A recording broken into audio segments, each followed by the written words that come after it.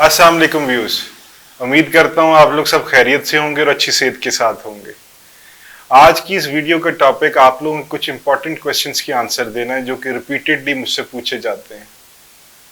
क्या मेरी slip disc ठीक हो सकती है? क्या स्लिप डिस्क होने के बाद मैं अपनी नॉर्मल जिंदगी गुजार सकता हूँ? क्या डिस्क बल्ज होने के बाद मैं अपने घर के काम कर सकती हूँ? क्या सर्जरी इसका वाहिद हल है कि विदाउट सर्जरी भी हम ठीक हो सकते हैं? हम ऐसा क्या करें कि हमें डिस्क बल्ज ना हो? सबसे पहले तो स्लिप डिस्क का पेशेंट इतना डरा हुआ होता है बिकॉज लैक ऑफ नॉलेज की वजह से, क्योंकि उसको पता ही नहीं होता कि डिस्क है क्या, बाहर क्यों आती है, बाहर आती है तो ठीक कैसे होती है। आज मैं कायरोप्रैक्टर असद मिर्जा आपको क्लियरली इन क्वेश्चंस के आंसर दूंगा, तो इस वीडियो को लास्ट तक जरूर देखिएगा। चलते हैं अपने पहले क्वेश्चन की तरफ। क्या मेरी स्लिप डिस्क ठीक हो सकती है? क्या मैं अपनी डेली रूटीन के काम कर सकता हूँ? सबसे पहले तो स्लिप डिस्क के पेशेंट ने डरना नहीं और पैनिक नहीं होना। तो क्या हो गया अगर डिस्क बल्ज हो गई है, इसका इलाज भी हो जाएगा। अब रही बात कि डिस्क ठीक हो जाएगी कि नहीं, इस क्वेश्चन का आंसर जानने से पहले आपको ये देख लेना चाहिए कि मैं ठीक हो जाऊंगा या नहीं। आपका हमेशा फोकस ये होता है कि हम डिस्क को कैसे ठीक करें। डिस्क ठीक होने का मतलब क्या है? आप लोगों को लगता है जब तक डिस्क अंदर नहीं जाएगी मैं ठीक नहीं होऊंगा। ऐसे तो इतने सारे लोग हैं, मैं किसी की भी एमआरआई करवा दूं 70% लोगों की डिस्क बल्ज आ जाएगी। अब डिस्क एक ऐसी प्रॉब्लम है, जब वो बाहर आती है तो जब तक वो आपके नर्व रूट को टच नहीं करती है पेशेंट को कोई सिम्टम्स नहीं आते। अब हर पेशेंट की डिस्क का लेवल अलग हिसाब से है। डिस्क बाहर आने लगती है या कुछ लोगों की पहले से ही बाहर पड़ी होती है, बट पेशेंट को कोई सिम्टम्स नहीं, सिम्टमलेस है। बट अगर आप उनकी एमआरआई करवाएं तो डिस्क बल्ज आ जाएगी। तो क्या ये चीज आपको डरा देती है? आपको बिल्कुल डरने की जरूरत नहीं है। अब जब डिस्क बल्ज हुई है, डिस्क बाहर आई है, तो जब तक वो आपके नर्व रूट को टच नहीं करती तो आपको lower back pain, leg pain, numbness के इश्यूज आ जाएंगे। आपको शटीका के सिम्टम्स आ गए, L4, L5, L5S1 में डिस्क बल्ज आ गई है।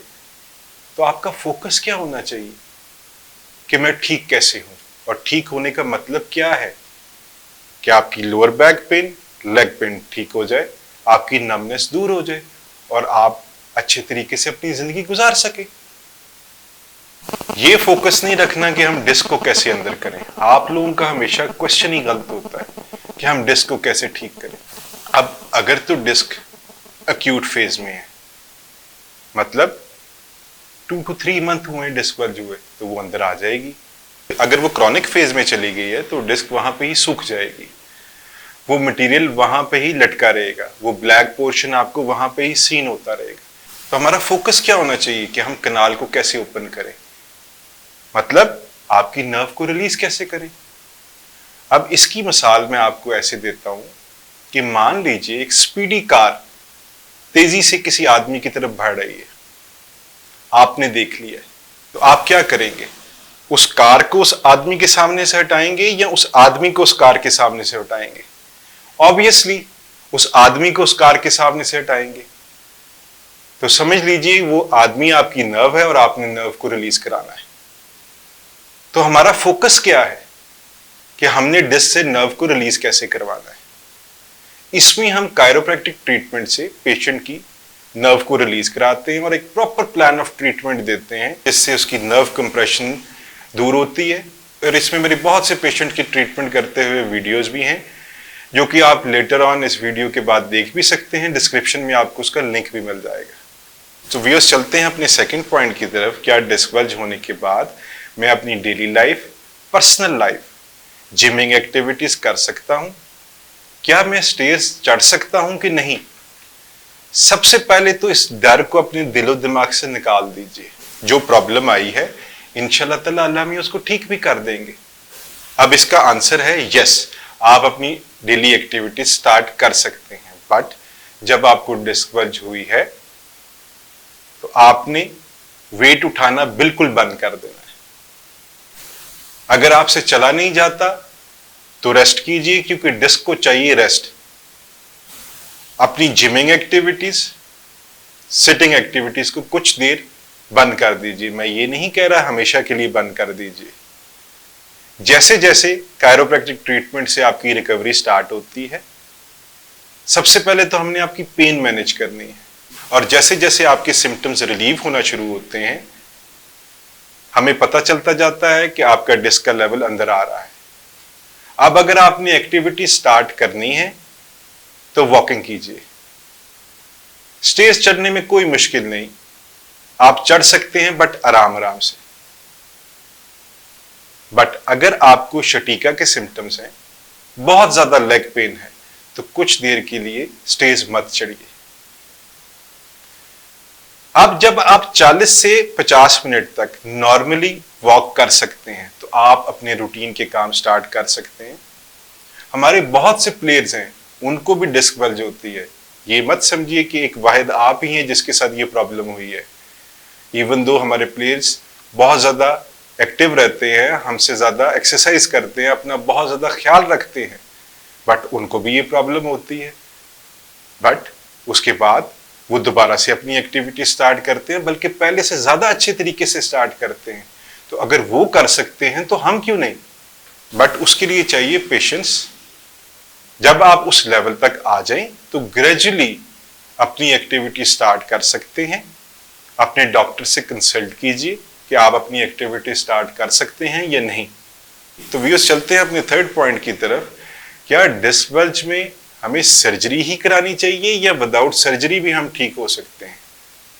तो व्यूअर्स, इसमें 90% केसेस में तो आपको सर्जरी की जरूरत नहीं पड़ती, बट कुछ सिम्टम्स ऐसे हैं कि उसमें आपको डिले भी नहीं करना चाहिए, जिसमें पेशेंट का ब्लैडर बाउल कंट्रोल लॉस है, कि उसका यूरिन निकल जाता है, मोशन निकल जाता है, उसको पता नहीं चलता। इस कंडीशन में भी आपको फौरी तौर पर सर्जरी में जाना चाहिए। लॉस ऑफ सेंसेशन, उसको पता ही नहीं चलता उसने जूती पहनी थी, कब उतर गई उसको पता ही नहीं।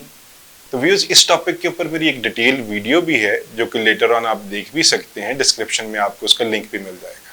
तो व्यूअर्स, चलते हैं अपने फोर्थ पॉइंट की तरफ।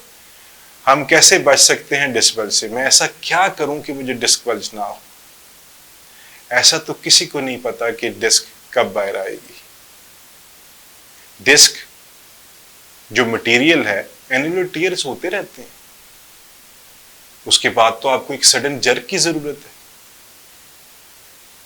आप एकदम बैठे हैं, जोर से छींक आ गई है, आप एकदम शूज पहनने लगे हैं, आपको डिस्क बल्ज हो सकती है। उसके लिए आपको कोई वजन उठाने की जरूरत नहीं, या कोई एक्सीडेंट की हिस्ट्री होना भी जरूरी नहीं है, आपको डिस्क बल्ज हो सकती है। अब अगर कोई कहे कि मुझे कोविड ना हो, मुझे एक बारी वैक्सीनेशन लग चुकी है, ऐसा नहीं होता। इसी तरह अगर कोई कहे मुझे डिस्क बल्ज ना हो, तो ऐसा भी नहीं होता। हाँ, बट हमारी केयर करने से, प्रिकॉशन लेने से, अपने विटामिन बैलेंस रखने से हमारे 90% चांसेस बढ़ जाते हैं डिस्क बल्ज ना होने के। तो व्यूज, ये थी आप लोगों के मोस्टली आस्क्ड क्वेश्चंस। उम्मीद करता हूं आपको मेरी वीडियो पसंद आई होगी। अब तक के लिए कायरोप्रैक्टर असद मिर्जा को इजाजत दीजिए। अपना खास ख्याल रखिएगा, मेरी वीडियो को लाइक कीजिएगा, मेरे चैनल को सब्सक्राइब कीजिएगा। अल्लाह निगहबान।